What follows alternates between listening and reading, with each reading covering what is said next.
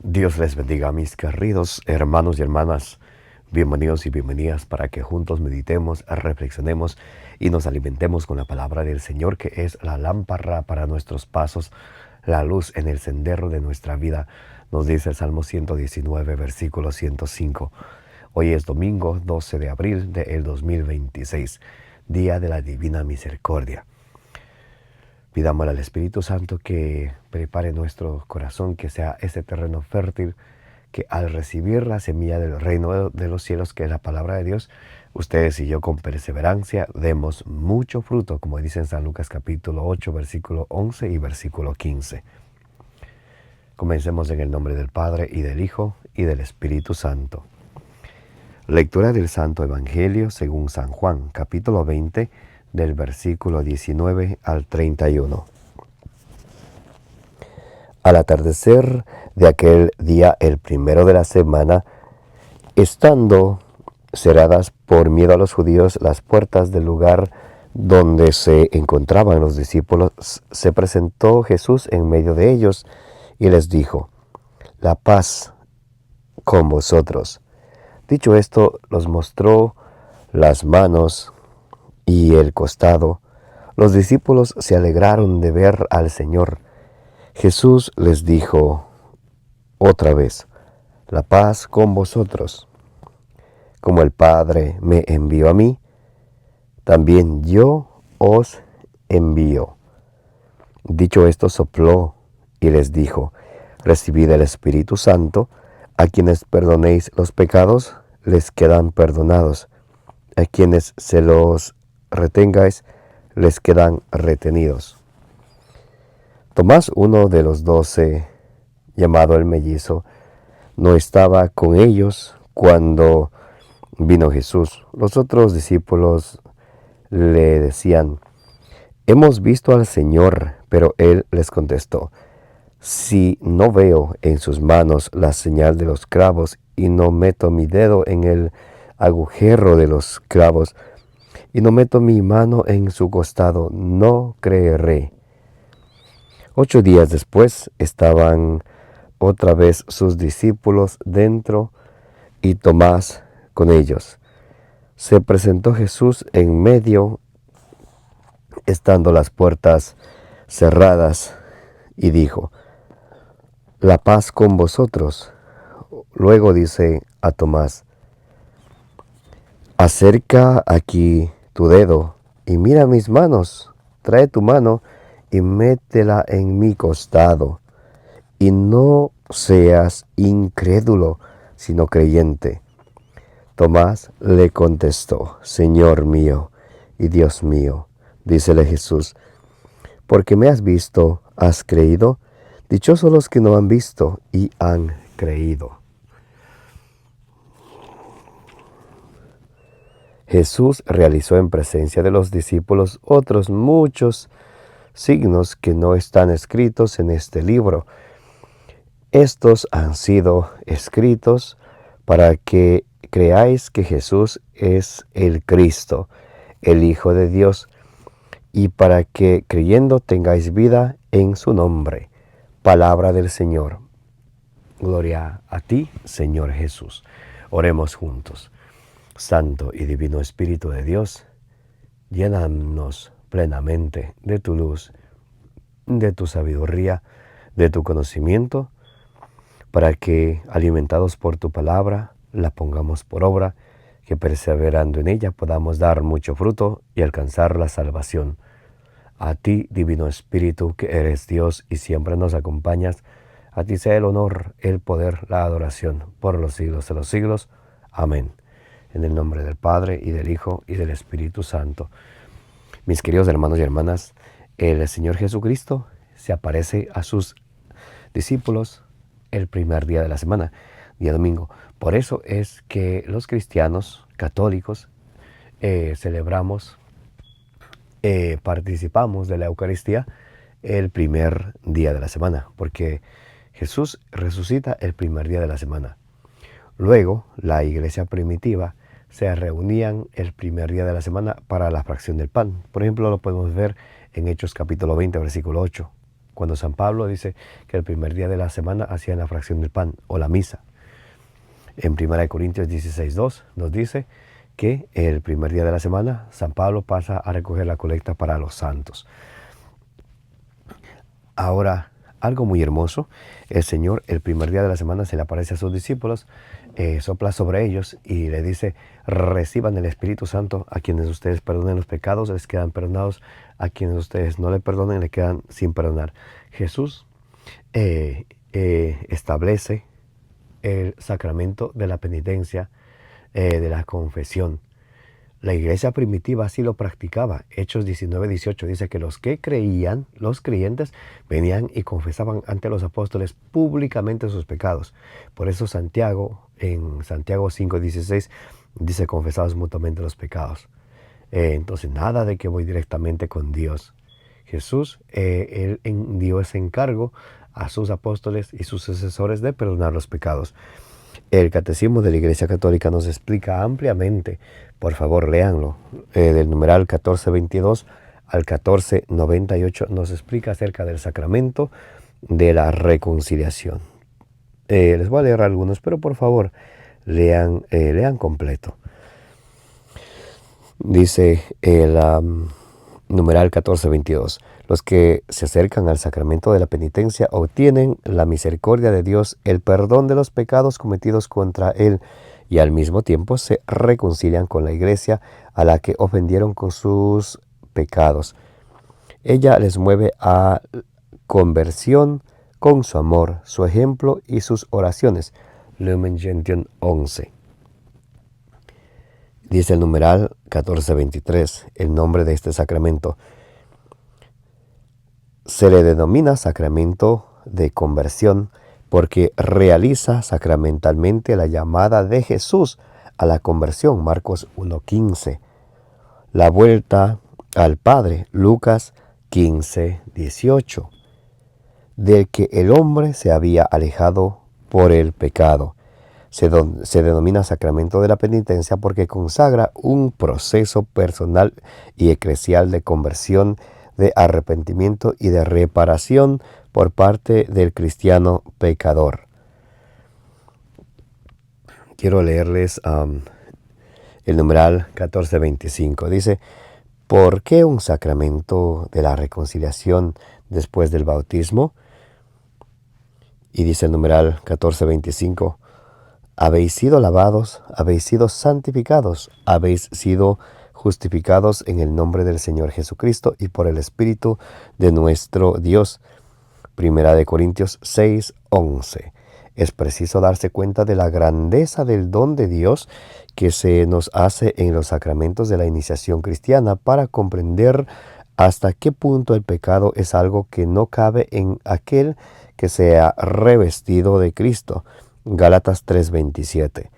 Pero el apóstol San Juan dice también: si decimos que no tenemos pecado, nos engañamos y la verdad no está en nosotros. Primera carta de Juan, capítulo 1, versículo 8. Y el Señor mismo nos enseñó a orar: perdona nuestras ofensas, Lucas 11:4. Uniendo el perdón mutuo de nuestras ofensas al perdón de Dios, al perdón que Dios concederá a nuestros pecados. Dice el numeral 1426, la conversión a Cristo, el nuevo nacimiento por el bautismo, el don del Espíritu Santo, el cuerpo y la sangre de Cristo, recibidos como alimento, nos han hecho santos e inmaculados ante Él. Efesios 1:4. Como la Iglesia misma, esposa de Cristo, es santa e inmaculada ante Él. Efesios 5:27. Sin embargo, la vida nueva recibida en la iniciación cristiana no suprimió la fragilidad y la debilidad de la naturaleza humana ni la inclinación al pecado que la tradición llama concupiscencia y que permanece en los bautizados a fin de que sirva de prueba en ellos en el combate de la vida cristiana, ayudados por la gracia de Dios. De ese 15:15. Esta lucha es la de la conversión con miras a la santidad y y la vida eterna a la que el Señor a la que el Señor no cesa de llamarnos, de ese 1545, Lumen Gentium 40. Entonces, el catecismo nos da una gran explicación en los numerales 1422 al 1498. Les invito para que lean, por favor. No dejen de leer y aprender nuestra fe, no como enseña don Pepito, don Panchito, como enseña nuestra Santa Madre Iglesia Católica, que es nuestra madre y maestra. Porque a veces tendemos a andar escuchando a personas que nos dan sus propias ideas y ellos son sinceros. Yo pienso esto que es así, yo pienso que el otro así. Pero mis queridos hermanos y hermanas, no tenemos que pensar nosotros, no tenemos que andar pensando cosas que no debemos o creyendo cosas que nos enseña la Iglesia. Para que nuestra fe sea de convicción, debe de ser fundamentada en la doctrina de la Iglesia Católica. Así de simple y sencillo. Antes de terminar, quiero leer otros numerales. Entonces, en el Evangelio de hoy vemos cómo el Señor Jesucristo establece el sacramento de la confesión. Y si nosotros somos cristianos católicos y queremos obedecer a Jesucristo, pues confesamos nuestros pecados al sacerdote, que es a quien Jesucristo dejó encargado que sea su embajador. Y así lo dice San Pablo, 2 Corintios 5:20. Somos embajadores de Cristo, es como si el mismo Señor estuviera perdonando los pecados a través de nosotros, dice San Pablo. Ahora, también el Evangelio nos llama a ser creyentes. Tomás el mellizo, y puede ser que ustedes o yo seamos el otro mellizo que siempre anda dudando, lo cual el agiógrafo en Hebreos 3:12 nos advierte ese cuidado, hermanos, que no hay entre ustedes un corazón incrédulo que lo aparte de la fe. Entonces, cuando hay incredulidad, eso nos lleva a apartarnos de la fe. Cuidado con eso. Y el Señor nos dice, sé creyente. De hoy en día hay muchos creyones, andan creyendo a personas. Fulanito dice esto, fulanito dice aquello, o que la gente dice esto, caen en falacia. Ad popolum, o porque dice mucha gente así ha de ser, algo que parece cierto y no es. O hay muchos tipos de falacia.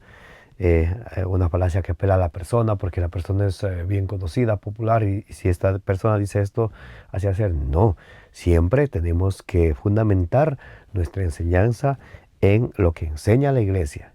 Y cuando alguien te enseña a ti, pregúntale, ¿dónde enseña la Iglesia esto? ¿En qué documento enseña la Iglesia aquello? Y si te fundamentan la enseñanza, bendito sea Dios. Si no, ten cuidado, no andes creyendo cosas que no vayan a hacer. Y termina diciendo el Evangelio de hoy, Jesús hizo muchos otros signos, sino lo que se escribió fue para que crean. Entonces, recordemos algo, que no todo está en la Biblia. También lo repetirá Juan 21:25, no todo se escribió. Por eso San Pablo nos recuerda de conservar las tradiciones con T mayúscula, que es ese mensaje vivo que allí en San Pablo, en 2 de Tesalonicenses 2:15, cuando San Pablo dice que conservemos las tradiciones con T mayúscula, que es el mensaje que los discípulos escucharon y vieron de Jesús, como decía San Pedro allá en Hechos 4:20, no podemos dejar de hablar de lo que hemos visto, de lo que hemos oído. Eso es la tradición. 1 Juan capítulo 1, versículo 1. Lo que vimos, lo que palpamos, eso transmitimos. Eso se llama tradición. Entonces, y en la Biblia no puede haber contradicción. Si la Biblia dice que no todo se escribió, es que no todo se escribió. Recordemos que el pilar y fundamento de la verdad no es la Biblia, es la Iglesia, y así lo dice la Biblia. 1 Timoteo 3:15, para que sepas cómo debes de portarte en la Iglesia, que es la casa del Dios viviente, columna y fundamento de la verdad. ¿Qué es la columna y fundamento de la verdad? La Iglesia. Entonces, por eso ustedes y yo debemos de aprender lo que enseña nuestra Santa Madre Iglesia, que es nuestra Madre y Maestra. Ahora, quiero leerles un momentico el numeral 424. Nos habla acerca del Nuevo Testamento. Dice, La palabra de Dios, que es fuerza de Dios para la salvación del que cree, se encuentra y despliega su fuerza de modo privilegiado en el Nuevo Testamento, de Verbum 17. Estos escritos nos ofrecen la verdad definitiva de la revelación divina. Su objeto central es Jesucristo, el Hijo de Dios encarnado, sus obras, sus enseñanzas, su pasión y glorificación, así como los comienzos de su iglesia bajo la acción del Espíritu Santo, de Verbum 20. Numeral del Catecismo 125. Los evangelios son el corazón de todas las escrituras, por ser el testimonio principal de la vida y doctrina de la palabra hecha carne, nuestro Señor, nuestro Salvador, de Verbum 18. Numeral 126. En la formación de los evangelios se pueden distinguir tres etapas. 1. La vida y la enseñanza de Jesús. La Iglesia mantiene firmemente que los 4 evangelios, cuya historicidad afirma sin vacilar, comunican fielmente lo que Jesús, Hijo de Dios, viviendo entre los hombres, hizo y enseñó realmente para la salvación de ellos hasta el día en que fue levantado al cielo. 2. La tradición oral. Los apóstoles ciertamente después de la ascensión del Señor predicaron a sus oyentes lo que Él había dicho y obrado con aquella crecida inteligencia de que ellos gozaban, instruidos y guiados por los acontecimientos gloriosos de Cristo y por la luz del Espíritu de verdad. Y número 3. Los evangelios escritos. Los autores sagrados escribieron los 4 evangelios escogiendo algunas cosas de las muchas que ya se transmitían de palabra o por escrito, sintetizando otras o explicándolas, atendiendo a la situación de las iglesias, conservando por fin la forma de proclamación, de manera que siempre nos comunicaban la verdad sincera acerca de Jesús, de Verbum 19. Y el numeral 127 dice: el Evangelio cuadriforme ocupa en la iglesia un lugar único. De ello dan testimonio la veneración de que lo rodea, la liturgia y el atractivo incomparable que ha ejercido en todo el tiempo sobre los santos. No hay ninguna doctrina que sea mejor, más preciosa y más espléndida que el texto del Evangelio. Ved y retened lo que nuestro Señor y Maestro Cristo ha enseñado mediante sus palabras y realizado mediante sus obras. Santa Cesarea Joven. Epístola ad Richardam et Radegundem, SC 345 y 380. Y dice: es sobre todo el Evangelio lo que me ocupa durante mis oraciones en el encuentro, todo lo que es necesario a mi pobre alma. En él descubro siempre nuevas luces, sentidos escondidos y misteriosos. Santa Teresa del Niño Jesús. Manuscritos autobiográficos, París, 1992, página 268. Qué belleza, como nos explica el Catecismo acerca del Nuevo Testamento, cómo fue escrito, cómo fue elaborado y cómo nosotros entenderlo siempre a la luz del magisterio de la Iglesia, que es el encargado de darle la interpretación correcta a quien Jesús encargó su Evangelio, para que llegue así a todas las naciones, como dirá Marcos 16:16, Mateo 28 del 18 al 20. Mis queridos hermanos y hermanas, como dice la Escritura en Números 6:24, que el Señor te bendiga y te guarde, que la Santísima Virgen María, junto con todos los santos, intercedan por cada uno de ustedes, de vuestras familias y del mundo entero.